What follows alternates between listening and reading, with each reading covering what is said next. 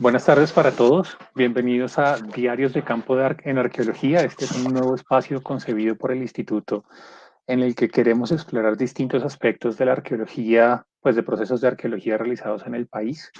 Es un espacio pensado para el público general y en esa medida vamos a procurar mantener siempre un tono de la conversación que atienda al rigor de la investigación, pero que sobre todo al que podamos acceder todos. Hoy arrancamos con un invitado muy especial, es el profesor Alberto Sarcina. Él es investigador del Instituto Colombiano de Antropología e Historia del Grupo de Patrimonio. Ha venido desarrollando un trabajo absolutamente minucioso y destacado en el Parque de Santa María de la Antigua del Darién, y justo alrededor de Santa María de la Antigua del Darién pues vamos a arrancar este ciclo de conversaciones que esperamos se prolongue durante muchas sesiones. Eh, Vamos a invitarlos de manera como muy enfática a que dejen preguntas en la sección de comentarios que está aquí en la transmisión. Eh, Eventualmente vamos a habilitar unos formatos para que también puedan dejar allí preguntas.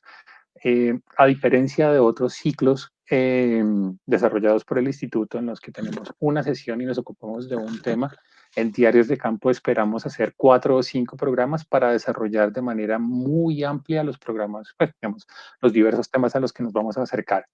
Entonces, profesor Sarcina, bienvenido a este espacio. Qué bueno Hola, tenerlo, qué buenos bueno días, tenerlo por acá. buenas tardes, como tendría que decir. ¿Qué más? ¿Todo bien? No, buenas tardes, Sí, sí, está, está ¿está perfecto. bien? Mm, Profesor, arranquemos por el principio. Hace unos momentos, mientras preparábamos esta transmisión, y podíamos cruzar allí un par de ideas y como preguntas sobre el reto que es Santa María la Antigua del Darién. Yo le ujú. preguntaba, ¿cuándo escuchó por primera vez de Santa María de la Antigua del Darién? Cuéntenos Bueno, un poquito bueno, arranquemos desde el principio, sí. en el momento en el que usted sabe por primera vez de Santa María y cómo esto va evolucionando como tema de investigación. Ujú. Bueno, yo estaba haciendo mi trabajo de arqueólogo en Italia, en campo, hace años. Digamos que siempre desde niño yo siempre tuve un interés para Latinoamérica, esas cosas que uno no sabe bien por qué. Desde mis primeras investigaciones históricas en las primarias, me interesaba esto, especialmente la parte indígena latinoamericana, los incas, ¿no? En Italia uno no tiene mucha idea de qué es Colombia, o sea, es una cosa rara, o sea, digamos, el mundo latinoamericano se queda más bien entre los Andes y México, después todo lo demás es un poco, bueno, Brasil, pero todo lo demás es un poco... pero sí, siempre tuve esta gran pasión, tanto que cuando terminé mi bachillerato yo quería ir a Perú a estudiar arqueología. Después eran tiempos, porque pues era hace mucho tiempo, eran los tiempos en que había Sendero Luminoso y todas esas cosas. Entonces, Mm. las universidades en Perú eran prácticamente en huelga general siempre.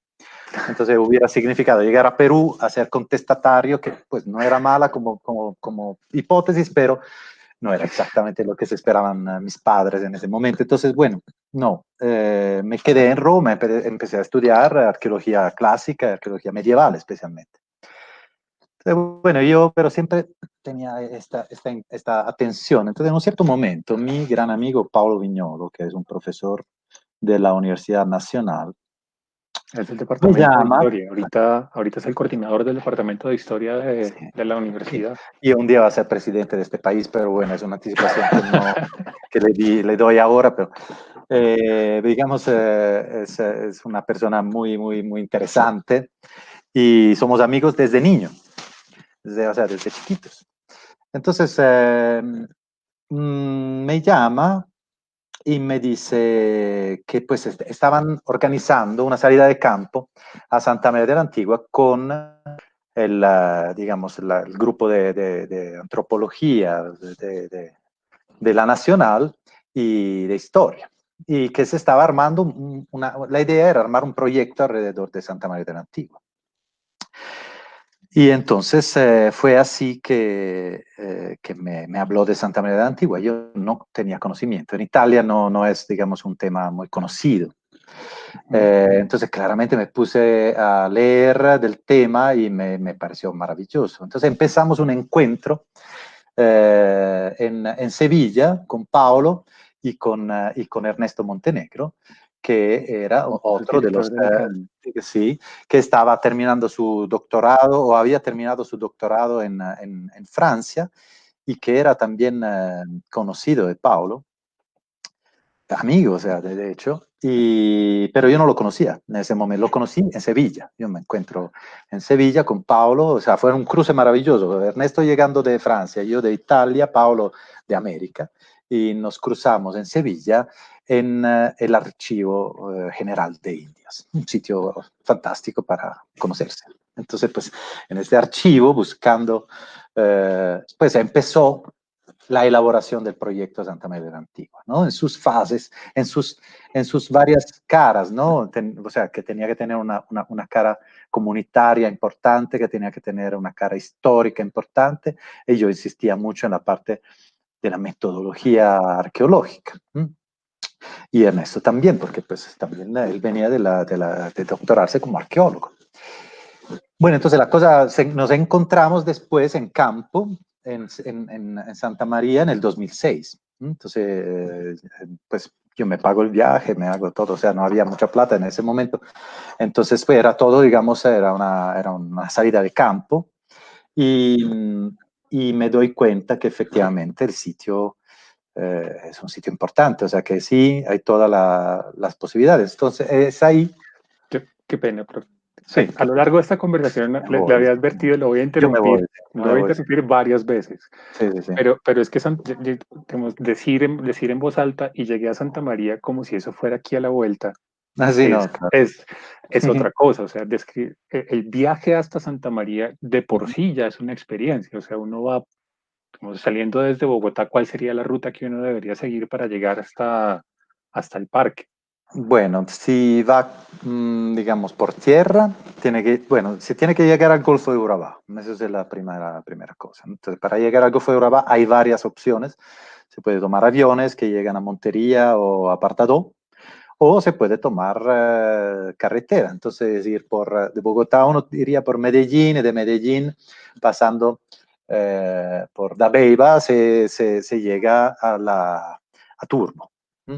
Ok, Turbo, la ridente ciudad de Turbo, que pues fue fundada en verdad en 1800, pero digamos ahora es un sitio de comercio, muy vivo, digamos. Entonces se llega a Turbo donde hay lo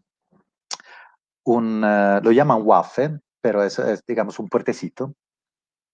El nombre creo que deriva de algún viajero alemán. Entonces, desde el puertecito de Turbo viajan lanchas que cruzan el Golfo de Urabá y entran adentro de las bocas del Atrato. Desde las bocas del Atrato se toma el Atrato y se llega a las ciénagas, en especial a la ciénaga de Mariaga. Pasas por ujú, Mariaga, allá hay un poblado muy lindo, se llama Mariaga, que es un poblado afro-palafítico. Se pasa enfrente de Mariaga, antes se hace siempre una pequeña pausa en Mariaga, hay alguien que te vende pescado en Mariaga, siempre, siempre. Pescado muy bueno, ok, además. Hay que comprarlo. Compras, hay que mercadearlo un poquito y compras y después llegas a Tanela.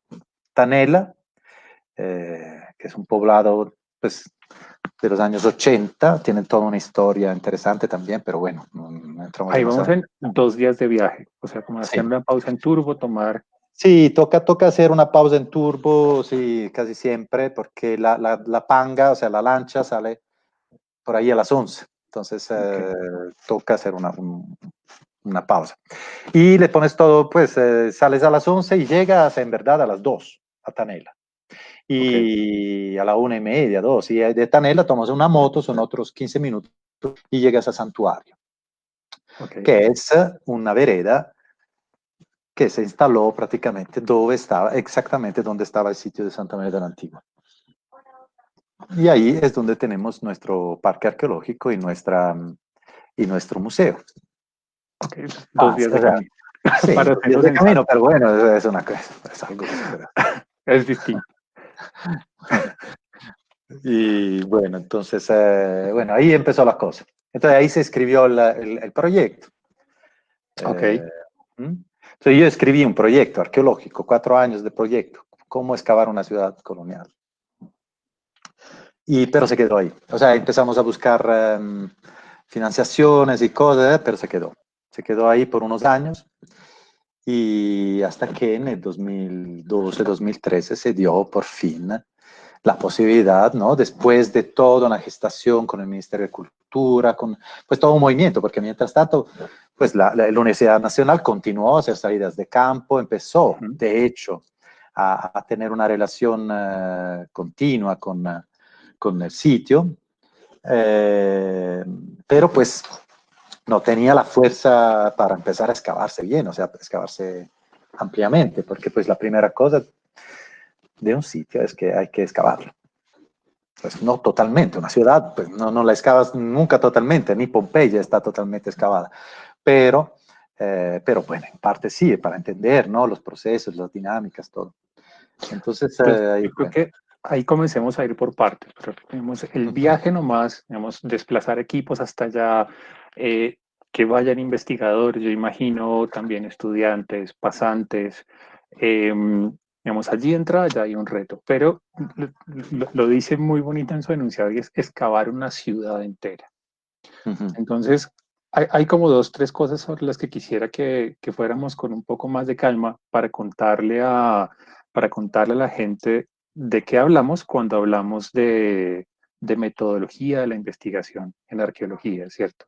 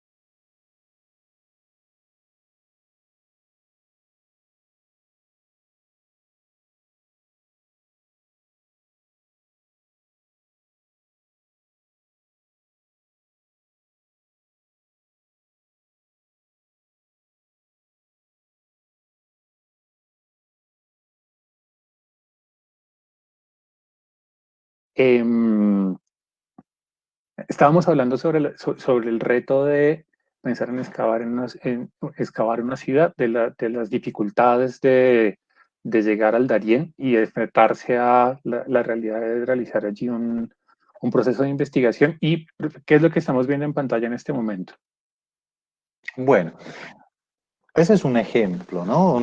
Digamos, los, los arqueólogos a veces pensamos en forma distinta, ¿no? O sea, eso es lo que se vería haciendo como una radiografía de una tierra, ¿no? Es como que nosotros estuviéramos aquí encima, eso es lo que está abajo, es como una sección, tú puedes imaginar, una sección imaginaria de un sitio arqueológico. ¿Mm? Entonces, pongo esto porque, digamos, hay un problema que es, yo escucho profe. cosas, escucho sonidos. Sí, continúe tranquilo, profe. Ah, bueno. Bueno, una cosa fundamental que es la traducción. O sea, cuando nosotros pensamos, bueno, un viajero, un escritor, ¿no? Sabe que hay un problema que es la traducción. O sea, te pueden traducir mal y, y pues tu mensaje no ha llegado como querías, ¿no? Ujú. Eh, sabemos que ¿no? En las lenguas, o sea, hay detalles que son intraducibles, hay chistes que no se pueden traducir, ¿no? Entonces uno piensa que el problema grande de la traducción lo tienen los filósofos, lo tienen los directores de cine, lo tienen los escritores. Uno no pensaría que también los arqueólogos. También los Ujú. arqueólogos. ¿Mm? O sea, tenemos un problema de traducción. Entonces, cuando yo hablo de excavación estratigráfica, entiendo una cosa, porque en Sí, Italia todos entendemos un tipo de excavación, que es una excavación fina que va por estratos y todo. Aquí, por excavación estratigráfica, se entiende otra cosa. O sea, se entiende una excavación realizada por niveles arbitrarios con un control estratigráfico. entonces vamos despacio, profe. Si Sí, qué quiere. pena. Qué Sí, pena. vamos despacio. O sea, lo que estamos viendo en Volvemos. este momento, esta ilustración es un corte en el Exacto. piso, Exacto. ¿cierto? Imaginemos, esta es una ilustración típica, digamos, de un contexto indígena. ¿Mm? Ok. Entonces, esto no es el terreno en que caminamos. ¿Mm? Se llama, digamos, Ajá. el terreno superficial, es el que se crea en general muy negro, de terreno de cultivo, muchas veces se llama humus en general. ¿Mm? Ujú. Y esos son huecos. Estas cosas que cortan así son huecos. Por ejemplo, estos son los huecos que puede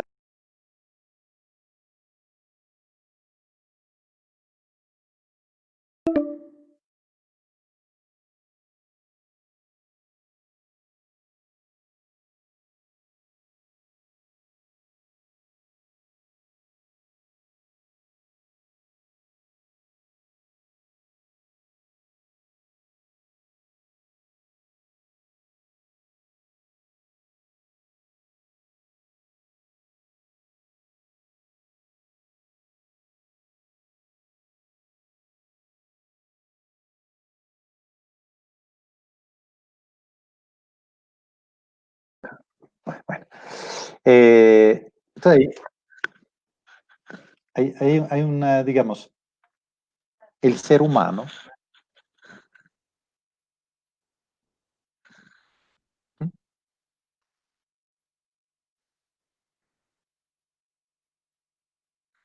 Nunca sabremos si alguien nos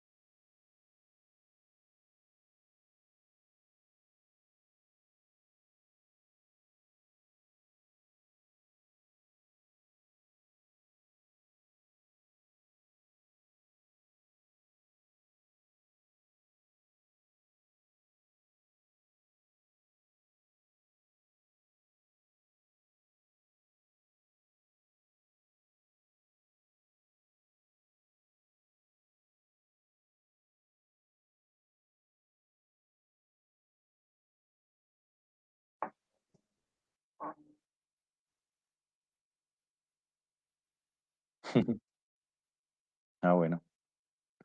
Hola, buenas tardes para todos.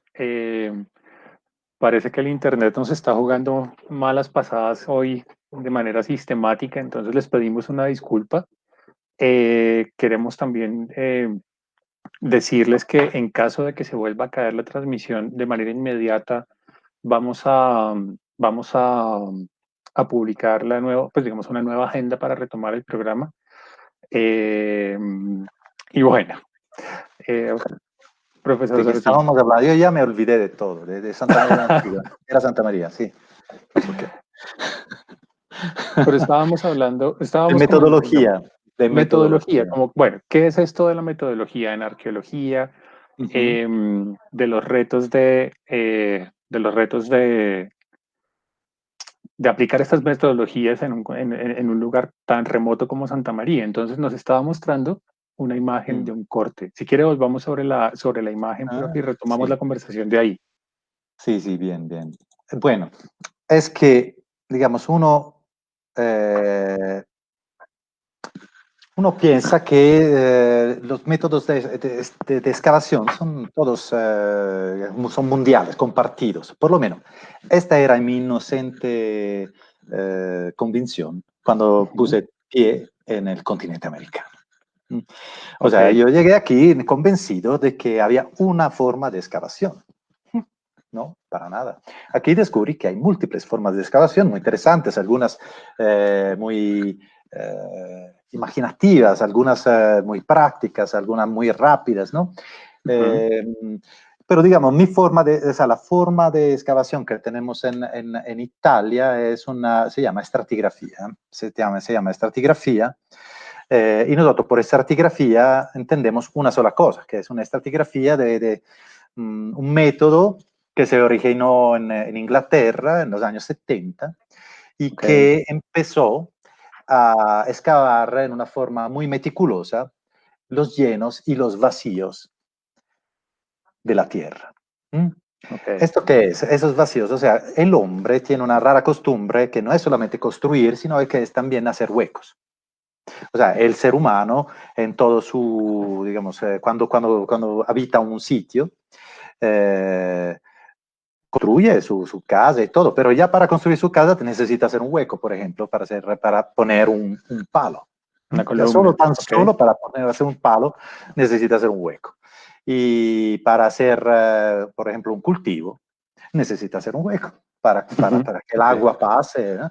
O también para botar sus cosas, necesita hacer un hueco, ¿no? Entonces, en un contexto humano, eh, estamos llenos de huecos. Tantos huecos como llenos. Casi más huecos que llenos, Ok. te voy a decir. ¿Mm? Entonces, digamos, digamos, el momento genial de estos que empezaron a aplicar la estratigrafía arqueológica en el sentido inglés, se llaman Barker, se llaman Harris, y después en Italia Carandini, ¿no? Eso fue en los años finales de los años 70. Empiezan a decir, bueno, el hueco, el vacío, tiene tanta importancia como el lleno. Porque cada cosa es una acción. Entonces, por ejemplo, en esta sección nosotros vemos una tierra en la cual alguien hizo huecos para poner Ujú, sus palos, que cubre otra tierra, que cubre un par por ejemplo, de sitios de cenizas que podrían ser fogones, que cubre otra tierra, que cubre otra tierra. En esta tierra alguien hizo otros huecos, etcétera, ¿no? Eso es lo que se puede presentar en una situación típica, clásica. ok. ¿Qué pasa? Que un arqueólogo estratígrafo quita una capa a la vez. O sea, yo tengo que reconocer cuándo termina esta capa y ver lo que hay. Entonces, cuando termina esta capa, yo recojo todo lo que está dentro de esta capa y lo pongo en una caja y la llamo capa 1. La llamamos unidad estratigráfica. Y después, entonces, si quito toda esta capa, me encuentro con esta otra, que tendrá otro color, otra consistencia, ¿sí? Y con una mancha de otro color, redonda. Hueco de poste. Entonces uno dice, hay un hueco. Aquí hay un hueco, hay otro hueco. Entonces, nosotros, ¿qué hacemos? Pues encontramos esto, entonces documentamos todos los huecos, y la primera cosa que hacemos es vaciar estos huecos. Los vaciamos completamente. ¿Por qué?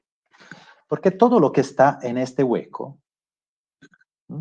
lo hizo alguien que estaba caminando encima de este piso. Okay. Entonces es reciente, relativamente. Aunque está cortando varias capas mucho más antiguas, todo lo que está dentro de este hueco es reciente. Puede haber una tapa de cerveza, de águila. Puede haber una, ¿no? Y entonces, si yo no quito todo esto, en el momento en que llego a excavar este estrato, que es mucho más antiguo, mi riesgo es que me encuentre una tapa de cerveza águila y que no entiendo nada. Y digo, oiga, pero aquí tendrías que estar en un nivel mucho más bajo, ¿no? Entonces, si yo no vacío bien todo el hueco, el riesgo es que mezclo materiales más modernos, que son los que están adentro del hueco, con materiales mucho más antiguos, que son los que están en el lleno, en este terreno. Esta es la forma en que trabajamos nosotros. Okay. Aquí, en el 90% de los casos, o sea, bueno, y es esto, o sea, entonces cada unidad estratigráfica tiene su número. Entonces, cada número corresponde a una unidad estratigráfica, corresponde a su cajita y tiene, digamos, una secuencia cronológica relativa, ¿no? Entonces, esto será más reciente que esto será más reciente que esto, etcétera, etcétera, ¿no? Uno hace toda una secuencia. A donde antes o después encuentra esta olla, encuentra el fogón, bueno. No, en verdad, esta olla es una olla para contener agua, porque le pusieron piedra atrás y es una olla para contener agua, en este caso. Okay. Pero aquí, por ejemplo, hay un fogón, hay otros huecos de poste más antiguos, ¿no? Entonces yo puedo hacer una secuencia de todo esto. Yo descubrí que aquí buena parte de los arqueólogos, no todos naturalmente, excava por niveles arbitrarios. ¿Qué es el nivel arbitrario? Es esto, es yo voy bajando de 10 centímetros a la vez, o 5 centímetros a la vez, o 20 centímetros a la vez. Entonces lo que hago es, voy profundizando. Y todo lo que encuentro aquí lo llamo primer nivel, lo que encuentro aquí segundo nivel, lo que encuentro aquí tercer nivel, etc. El problema es que estoy mezclando mucho material de periodos distintos. Materiales de periodos distintos, ok. Tú puedes ver que aquí, por ejemplo, en el tercer nivel, yo estoy mezclando material que pertenece a una fase mucho más reciente, porque es este hueco, con material que pertenece a este hueco, que es otra fase, con material que pertenece a esta fase de tierra, con material que pertenece a esta olla, etc. Aquí es aún más dramático, o sea, en el nivel quinto estoy mezclando material que pertenece a una fase muy contemporánea con material mucho más antiguo. O sea, se me mezclan muchos materiales, entonces de esta forma me toca hacer todo un trabajo de serialización, se llama, o sea, de entender los tipos cerámicos, esto viene antes de eso, ¿verdad?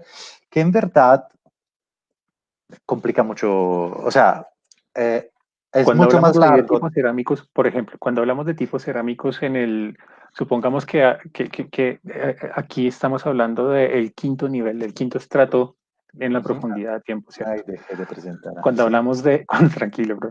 Sí, Cuando hablamos de tipos cerámicos, ¿de qué es que estamos hablando ahí? Como de manufactura, de materiales, de bueno, ese tipos. es otro No, pues, viaje. pero, Ese es pero otro cuando viaje. decimos tipos cerámicos, Exactamente, muy bien. ahí hay un Este es montón otro de problema de diferencias. traducción, otro problema de Ok. traducción, ¿no? En la cual yo también incurrí. O sea, tipo cerámico en Italia tiene que ver con, digamos, una forma, una cosa morfológica, especialmente morfológica. Entonces, es una forma, una decoración. Este es un tipo cerámico. Esta tacita de café la tenía aquí guardada hace tiempo, es arqueológica, no piensen que yo acabo de tomar un café. Bueno, este es un tipo cerámico, o sea, es una tacita de esta dimensión. Aquí el tipo cerámico tiene que ver más con la pasta. Entonces, con la procedencia de la región y con la pasta. Entonces, puede ser un tipo cerámico, pues algo así, pero también una olla. También lo importante es que sea hecha de la misma pasta, con más o menos la misma decoración y el mismo acabado, ¿no? Okay. Entonces, pues fue un encuentro interesante esto. Para mí, o sea, le puse por lo menos año y medio para entender que estaba hablando una lengua distinta. O sea, que yo decía tipo, ellos me decían tipo, pero hablábamos de dos cosas distintas. Yo decía estratigrafía, mis amigos arqueólogos me decían estratigrafía, pero eran dos estratigrafías distintas, ¿no? Ok. Bueno, eso es para decirte, las traducciones son importantes. Pero bueno, estábamos hablando de Santa María de la Antigua en algún momento Sí. de esta... Digamos, esta es una manera de proceder en arqueología de manera general. O Sí, sea, así digamos, este es un método de varios que de varios, imagino, claro. Sí. digamos, que arrojan distintos resultados, pero este es un método para estudio en arqueología, diríamoslo, clásico, ¿verdad? Eso es un método clásico en Italia, pero aquí nunca fue muy utilizado. Ok, bueno, Digamos, pero, clásico, digamos, de los años, finales de los años 80. Se empieza a implementar como método único casi, en toda Europa. Eh, Aquí es como que se pasa directamente de lo preestratigráfico a lo postestratigráfico. wow, Y el estratigráfico se perdió. o sea, Es el eslabón perdido. o sea, O sea, se pasa directamente digamos, del método Wheeler, así por niveles, ok, al método de elaboración de datos a través de sistemas electrónicos. Entonces ya es un método sistémico y analítico, digamos, no analítico, sino más bien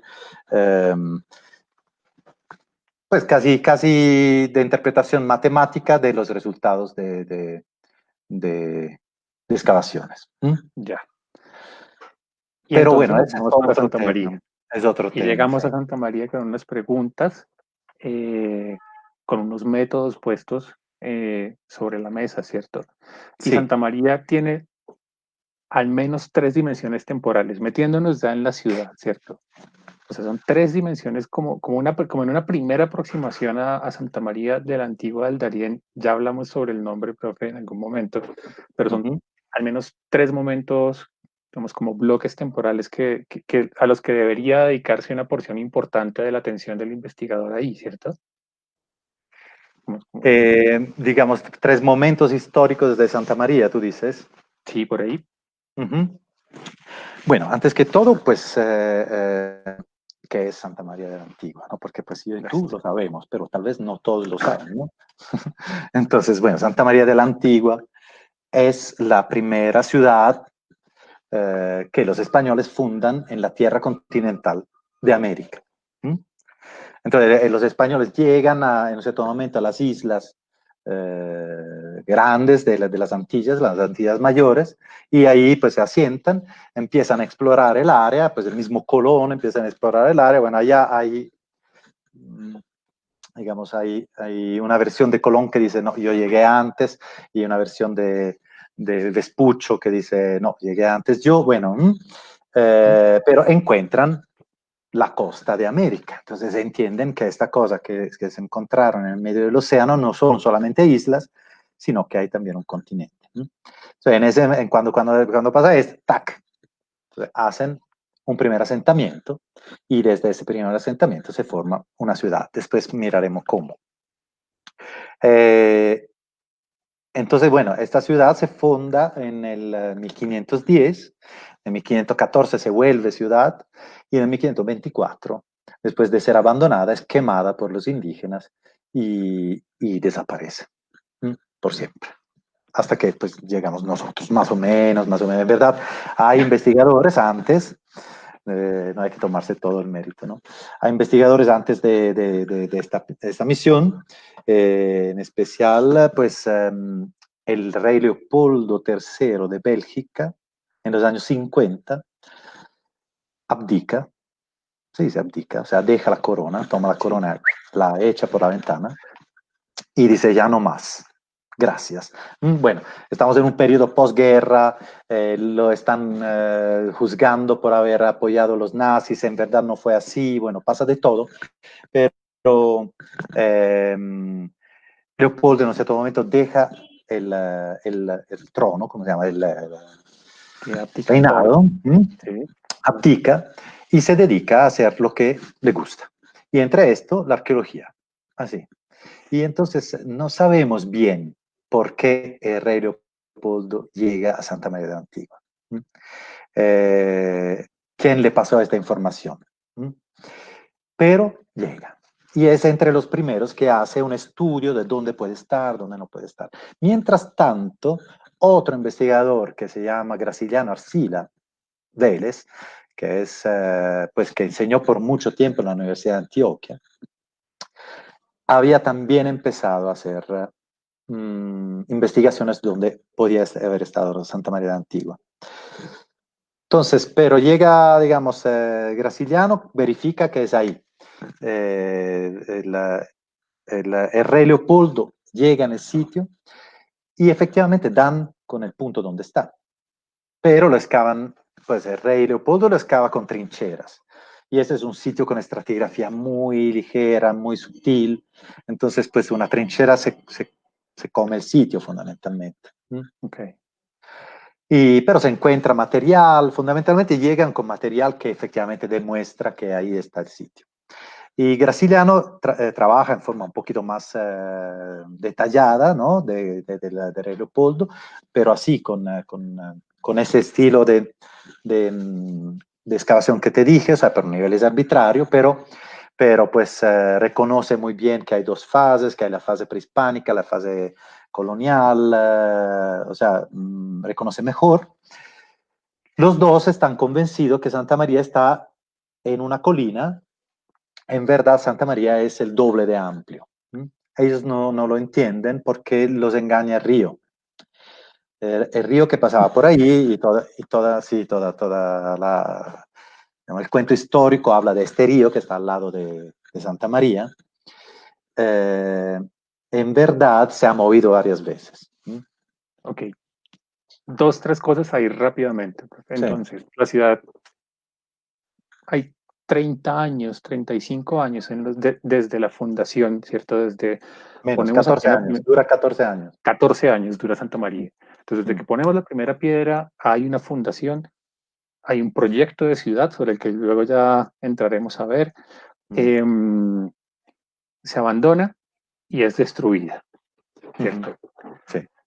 Y 500 años después, 400 y tantos, 500 años después, entre el rey Leopoldo y Graciliano Arcila. Y Graciliano Arcila, comienzan a buscarla de nuevo, ¿cierto? Sí. Porque entonces sabíamos por la documentación que existió la fundación, sabíamos, pero el lugar físico, a ese le perdimos la pista durante un periodo de tiempo enorme. Entonces, allí hay varias cosas que me parecen muy interesantes del hallazgo de Santa María y de esa búsqueda. Y es que, en efecto, el río era una buena pista, pero el río se movía. El río se movió, el cauce del río cambia. Claro. Y además no se sabía bien cuál era el río Cuti, era el río Arquía, era el río Tanela, o sea, era el río Atrato, ¿no? Porque el Darién, además, o sea, es que el problema, o la cosa interesante, es que siendo la primera entrada española en el continente, se vuelve completamente un punto de todo el cuento de la conquista. Se vuelve el Darién, se vuelve el punto inicial. Entonces queda como señalización de la ciudad, queda en los mapas hasta cuando ya no existe, hasta en siglos después. Entonces la cosa interesante es que originariamente Darién era el río, era el nombre del río, que tal vez tampoco era Darién porque los españoles lo entendieron así, tal vez era Tanel, que es como se llama hoy, y el nombre del poblado sobre el cual estaba sobre el río, ¿no? que estaba enfrente de este río. Era un poblado indígena, de gente de habla cueva, de la cual hablaremos bien la próxima vez, pero bueno. Y entonces, más bien era un sitio físico, ¿no? Nosotros ahora, hablando de Darién, pensamos a la región y al tapón. La primera cosa que te sale, Darién, tapón. No. Antes era solamente, o sea, al momento de la llegada de los españoles, era un sitio físico, un poblado y un río. Pero se vuelve tan importante en el discurso mitológico de de la conquista, que Darién queda en los mapas por siglos. Y de a poco ya el punto físico empieza a tomar un punto más general. Los mapas, en esos mapas que representan todo el mundo, ya es toda una región. Entonces, de a poco, Darién se vuelve no solo un punto físico, sino que toda la región del Darién. Pero es casi una transformación, o sea, es una ampliación del concepto. Ahora, por ejemplo, hay otra Santa María de la Antigua del Darién en Panamá. Y en verdad no es Santa María de la Antigua del Darién. O sea, es que ha quedado tanto, digamos, en la memoria y en el, digamos, en la cocina. Es un arquetipo de la conquista, Santa María de la Antigua del Darién. Entonces, hay un sitio fundado en el 1700 que se llama el Real de Santa María, que era un sitio, pues, un poblado indígena, de indígenas, y un poblado colono en que los españoles intentaban manejar la guerra contra los cunas, que es otra, bueno, otra parte de la historia muy interesante, y fundan un sitio que se llama el Real de Santa María. Después el río en el cual está el Real de Santa María se vuelve Darién, Río Darién también. Entonces se llama Real de Santa María de Río Darién. Y entonces ahora se llama Santa María de la Antigua, del Darién. O sea, es como, tenemos que ser nosotros entonces. O sea, esta cosa de que Santa María estaba perdida, ¿no? Es Ok. una procesión continua, ¿no? Pim, pum, hay mucha Santa María. Y bueno, no sé por qué llegué ahí, pero ahí No, llegué. precisamente porque la perdimos a Santa María de la Antigua del Darién. O sea, hay que reconstruir el lugar en el que está y hay una influencia enorme regional que viene justo de ese momento increíble de tenemos una primera ciudad fundada en continente, ¿cierto? Y de ahí comienza a replicarse el nombre. Pues hoy conocemos la región entera con este nombre. Eh, Esa es una pregunta que eventualmente también le voy a hacer y es ¿cuántas otras ciudades eh, se, Sí, se, sí. se, Se se autodenominan fueron? Santa María de la Antigua del Darién. Sí, y cuántas otras ciudades desaparecieron que pudieron haber sido fundaciones similares a esta. Pero Claro. bueno, retomo una pregunta que nos vuelve a poner bien en el sitio y es, nos consulta Rafael Serrano, ¿cuál es el origen del nombre? Ahí podemos ¿Cuál es el contar origen también del otra fase nombre? de la Bueno, historia. esa es interesante. Porque yo siempre he pensado que pues, la origen del nombre es la Virgen de la Antigua, que es un cuadro, digamos, es una imagen de Sevilla. Es una imagen de Sevilla ante la cual todos los marineros que iban al occidente, a las Indias occidentales, se tenían que arrodillar, pedir perdón por todos los pecados que habían hecho y esperar que los salvara y que nos muriéramos en este viaje. Entonces era un poco la protectora, esta imagen, esta virgen era la protectora, y es una imagen que está en la Catedral de Sevilla. Esta imagen tiene una historia de aparición en un momento de la guerra entre los árabes y los españoles, y aparece la imagen porque era una imagen que era anterior a la llegada de los árabes, bueno, pero no es la origen completa de ese nombre. O sea, es porque el nombre está ahí, seguramente. O sea, los marineros que tenían como protectora Santa María de la Antigua, cuando llegan allá, y son marineros, soldados, y son... Después miraremos también esto, me gustaría.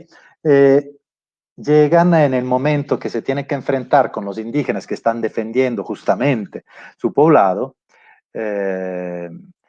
llegan en malas condiciones, entonces le piden a Santa María de Antigua de acompañarlos una última vez y salvarle la piel. Y efectivamente, pues logran. No sé si fue Santa María o si fue otra cosa. De todas formas, logran ganar el poblado y entran en Darién, en el poblado de Darién, ¿no? Y ahí deciden, bueno, entonces como la Santa nos ayudó, entonces vamos a hacer una capilla a Santa María de la Antigua y de ahí el nombre. Y Darién era el río. Ok. Pero la origen más antigua de Santa María de la Antigua es esta que le muestro ahora. En verdad, ¿por qué existía una Santa María de la Antigua en Sevilla? ¿De dónde sale este nombre? Bueno, hay quien, o sea, el cuento dice que es porque era muy antigua, pero en verdad, no. En verdad, Santa María de la Antigua no existía solamente en Sevilla, existía en toda España. Es un poco como decir la Virgen del Carmen. Entonces, toma el nombre de esta pequeña iglesia que está en el centro de Roma, en el Palatino, más bien en el Foro Romano. Esta iglesia es la primera iglesia fundada en honor de la Virgen en el siglo VI. ¿Y por qué? Porque no era tan obvio dedicar iglesias a la mamá de Jesucristo. Antes todas las iglesias eran más bien a la Trinidad, al Señor, al Santísimo Señor, ¿no? Y se empieza en un cierto momento, en el siglo VI, y después se hará mucho más fuerte, el culto mariano, o sea, el culto de la mamá de Jesucristo. Pero en estos siglos iniciales, lo más importante es, pues, es el Padre y el Hijo. María no es... no está en este cuento inicial del cristianismo, ¿no? Entonces, pero ya en esos siglos, en el sexto siglo, alguien empieza a decir, pero la importancia de la madre, de la maternidad. Bueno, tiene toda una cosa, pues todo un mundo allá atrás de por qué se vuelve importante María. Pero bueno, entonces esta es la primera iglesia en honor de la Virgen, de María. En un cierto momento se derrumba, en el siglo VIII se derrumba, y la tienen que abandonar. Y entonces construyen otra, que ahora está pues en otro lado del centro de Roma, que se llama Santa María la Nueva, en recuerdo de esta, que era la primera. Y entonces esta, los restos de esta, que después se vuelven a reconstruir y se llamarán Santa María Antigua.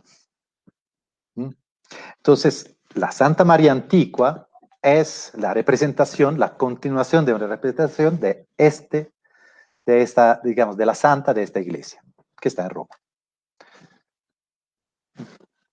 No sé si... Ok, no, buenísimo. Sí. Y entonces, se la Bueno, nombra así, digamos, sí.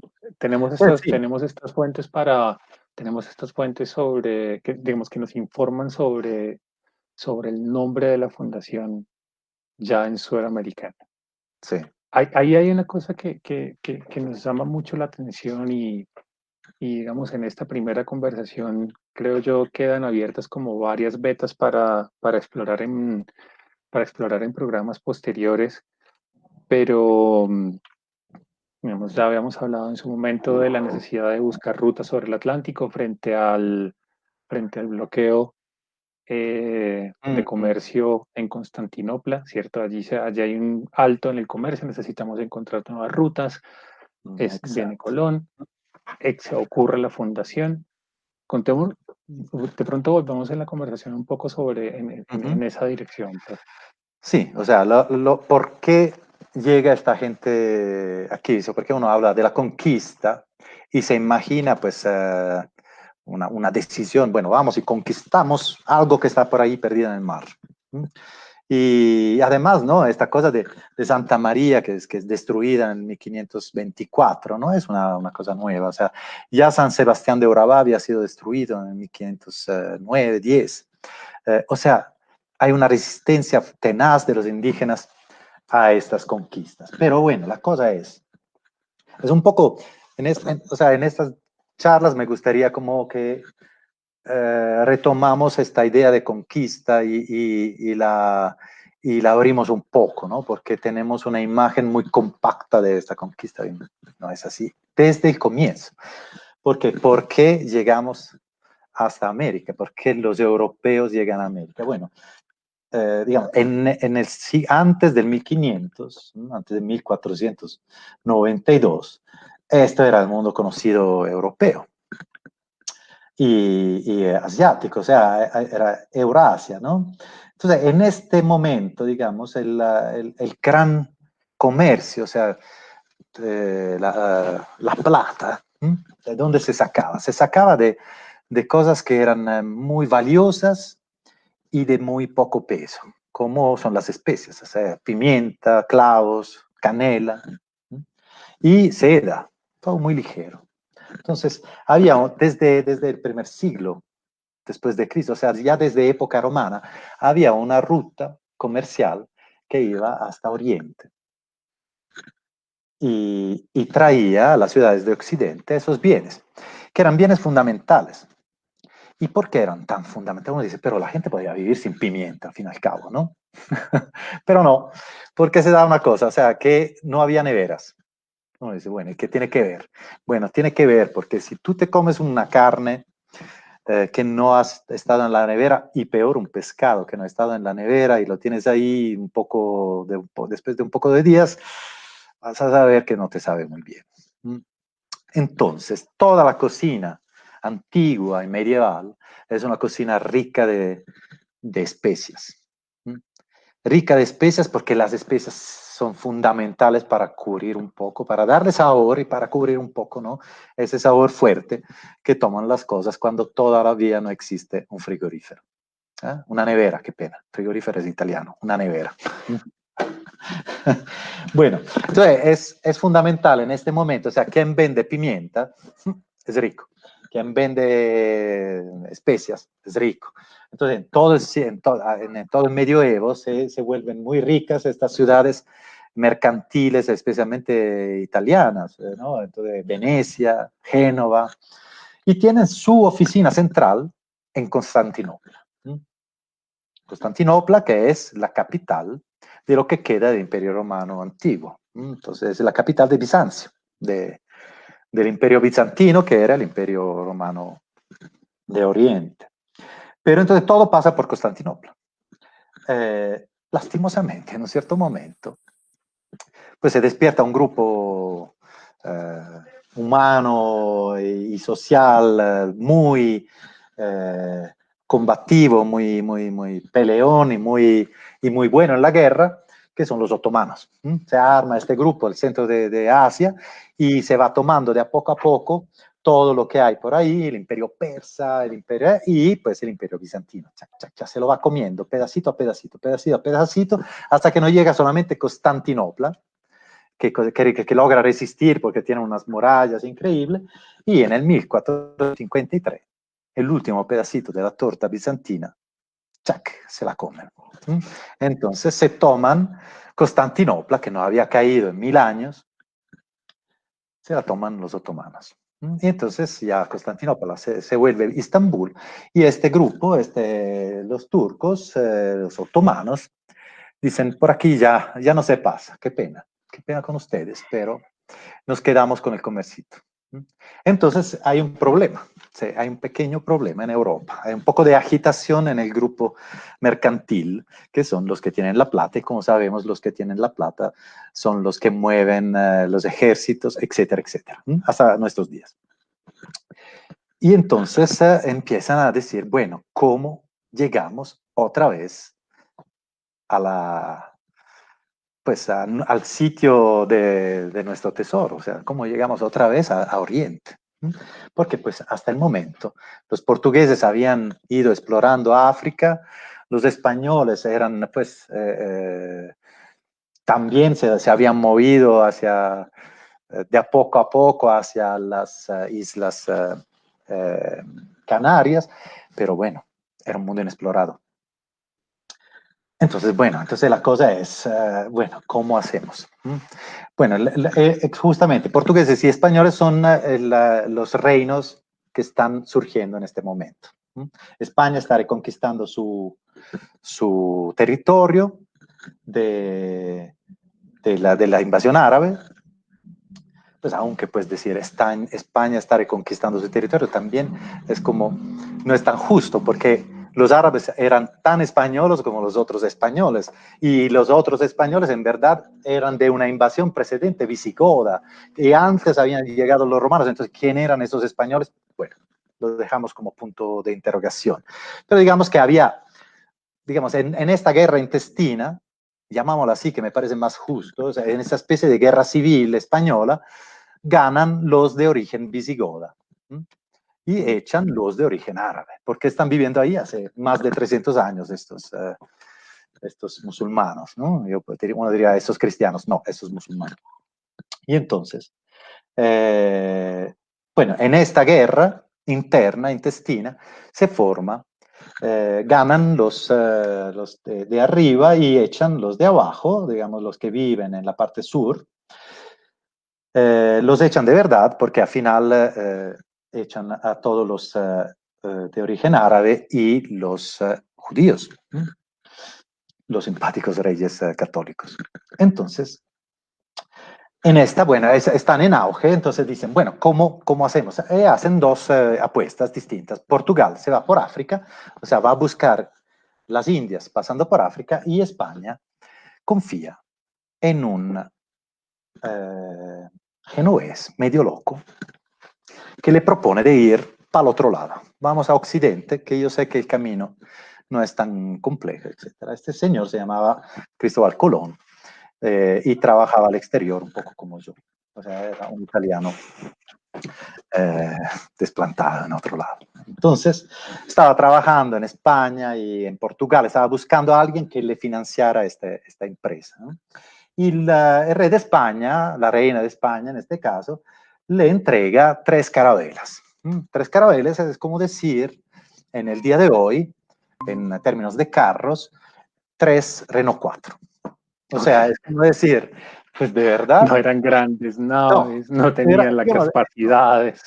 no tenían ni la velocidad, ni la capacidad, o sea, les dio 3 carabelas, un grupo de gente, pues más o menos, en parte salida de cárcel y todo. Entonces, bueno, digamos, no arriesgaron mucho y no le creyeron mucho, tanto que le dijeron, bueno, lo que encuentras, tú puedes ser el virrey de todas las tierras que vas a encontrar.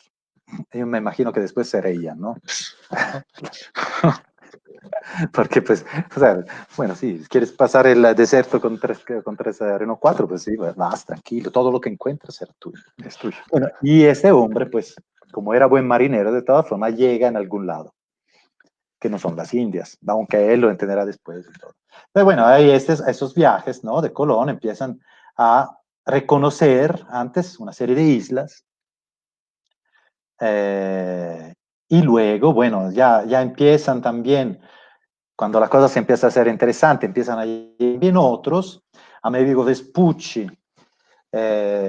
participa en esta expedición, que es un poco, o sea, hay un poco de problemas de fechamiento de esta expedición, porque Colón sostiene de haber llegado antes, de haber hecho este viaje en que reconoce las costas de Venezuela, antes de este viaje de Vespucci.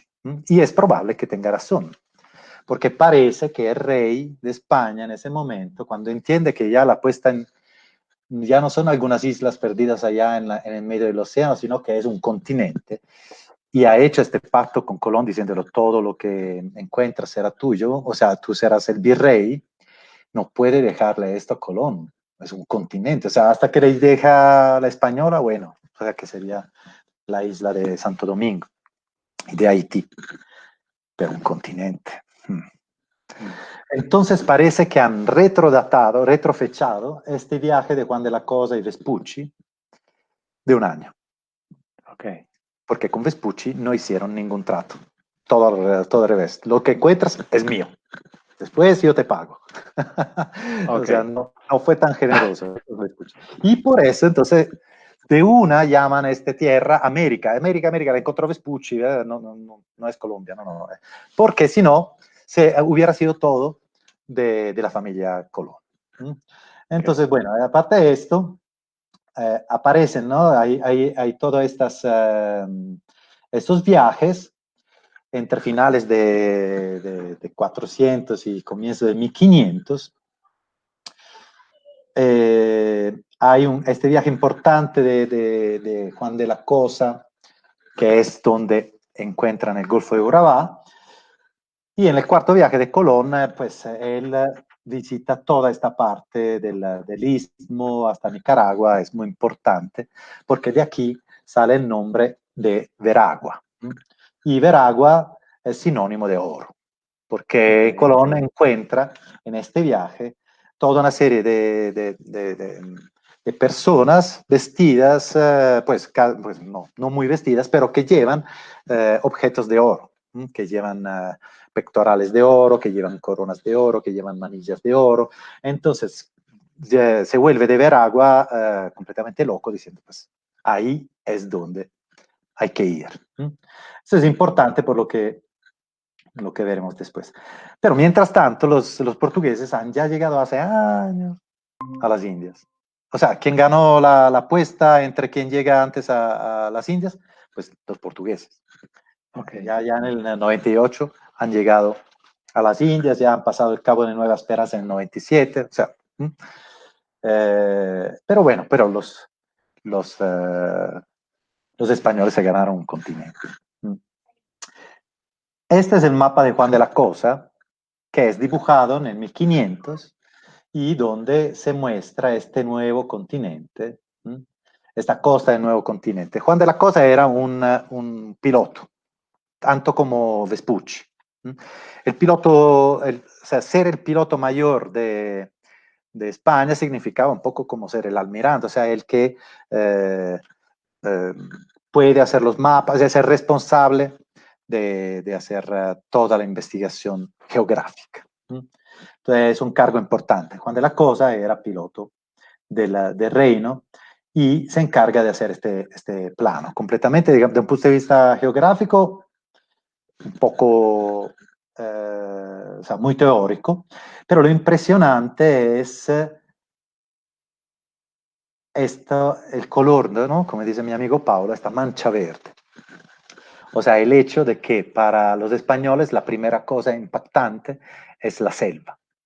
El hecho de que toda esta costa de América es una inmensa, enorme selva. Pero bueno, volviendo un poco a lo que estábamos diciendo antes, es que uno se pregunta, bueno, entonces por esto ellos llegan aquí, o sea, la cosa es, están buscando un camino a las Indias. En verdad, América se le pone en el medio, América se le pone en el medio del trayecto. Y por esto buscan las especias también aquí. O sea, hay toda la búsqueda, hay un libro, no me acuerdo cómo se llama el autor, pero es el país de la canela. Es un muy buen libro, ¿no? También, o sea, pero ¿dónde están las especies? De todas formas, las especies acaban siempre como una posibilidad. Okay. Pero entonces, no, lo que no sé si tenemos todavía tiempo, si ya es tarde, ¿cómo es la...? Pues yo creo que podríamos ir sobre un par de preguntas que, que, que realizaron los asistentes y podríamos cerrar por hoy y digamos, en la página web del instituto y también a través de las redes sociales podemos enviarlas, pues allí quedan anunciadas las fechas para continuar las conversaciones. Entonces, aquí hay Bueno, una pregunta de Juan Manuel Perdomo Restrepo justo sobre el tema del nombre, que es, ¿será que es la misma Santa María, la del Darién, que la de Panamá? Es como si las ciudades caminaran hasta llegar a su lugar definitivo. pues sí, es que a escondidas se fue a Panamá. Es que los panameños son tan arraigados a Santa María de la Antigua, que es, digamos, la base de partida para la fundación de la ciudad, ¿no? Porque los que fundan Panamá en el 1519 son los mismos que fundan la ciudad de Santa María de la Antigua. Son pocos años después. Es Pedro Arias Dávila, que es el gobernador encargado que llega en el 1515 a Santa María y que después va a fundar su propia ciudad, porque Santa María es una ciudad demasiado de Vasco Núñez de Balboa, pero eso es otro cuento que tendríamos que hablar. Pero sí, tiene una posibilidad esto de que Santa María de a poco se haya como tomado la falda y silenciosamente haya atravesado la serranía del Darién y se fuese al otro lado. Ok. Mm, Marta Bolívar nos pregunta, nos dice, está en Sevilla la antigua desde el siglo sexto, valioso, y nos consulta no. ¿no? El siglo sexto es en Roma. Ah, ok. Uh -huh. Justo nos pregunta por la imagen que presentó. esta La capilla, iglesia. esta iglesia está La es en iglesia es en Roma, ¿cierto? Roma en el siglo VI, sí. Ah, ok. Es el Y nombre que se va a Sevilla y en toda España de la Santa María de la Antigua.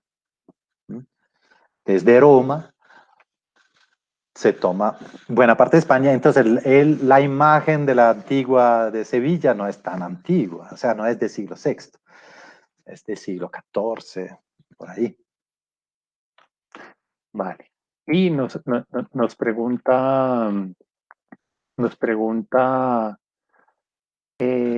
Caterina Mantilla, una cosa que es, vamos, yo quisiera que vayamos con calma sobre ese punto porque precisamente es creo yo, uno de los retos de la investigación y del proyecto del parque arqueológico que tiene que ver con el Darién hoy, con las dificultades y la presencia allí de muchos sectores y pues digamos hay un tema innegable de dificultades en lo que tiene que ver con los actores armados, etcétera, que pues digamos eventualmente cuando hablemos del parque creo podemos ir sobre ese punto. Y también nos preguntan sobre el tema del mapa de Juan de la Cosa, que si luego podríamos volver y verlo un poco más en detalle, Mm. porque hay una cosa fascinante con ese mapa, profe, corríjame, y es al tiempo que representa un territorio profundamente habitado en Eurasia, ¿cierto? Con Sí, gentes, especias, tipos y órdenes de comercio, lo que representa en términos del territorio americano es precisamente la mancha verde como la oportunidad, o sea, auténticamente tierra incógnita. exactamente, sí.